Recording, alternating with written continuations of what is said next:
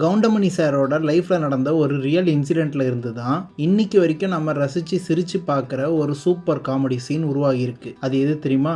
ஒரு நாள் ஷூட்டிங்க்கு அப்செட்டா கவுண்டமணி சார் வராரு. டைரக்டர் சுந்தர் சி சார் என்ன ஆச்சுன்னு, ஏன் அப்செட்டாக இருக்கீங்கன்னு கேட்குறாரு. அதுக்கு கவுண்டமணி சார், இல்லைப்பா நான் புதுசாக ஒரு கார் வாங்கினேன், காரை ஓட்டிகிட்டு வரும்போது ஒரு பஸ்ஸுக்காரன் காரில் மோதிட்டான்ப்பா, கார்லேருந்து இறங்கி பஸ் டிரைவரை பார்த்து ஏன் காரில் மோதின அப்படின்னு கேட்டால் அவன் சண்டை போடுவான்னு பார்த்தா, ஐ கவுண்டமணி அண்ணன் எப்படின்னு இருக்கீங்க, படத்தில் வர மாதிரியே கோவப்படுறீங்களே அப்படின்னு கேட்குறான்ப்பா.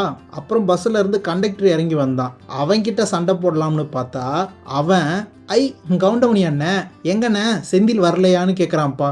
சண்டை போடலான்னு போனால் என் கூட சண்டைக்கு வராமல் என்னையே கிண்டல் பண்ணுறாங்கப்பா இப்படின்னு சுந்தர் சி சார் கிட்ட கவுண்டமணி சார் சொல்லியிருக்காரு. இப்போது கவுண்டமணி சார் சொன்ன இன்சிடெண்ட்ல இருந்து ஒரு காமெடி லைனுக்கு இன்ஸ்பிரேஷன் கிடைக்கிது சுந்தர் சி சாருக்கு.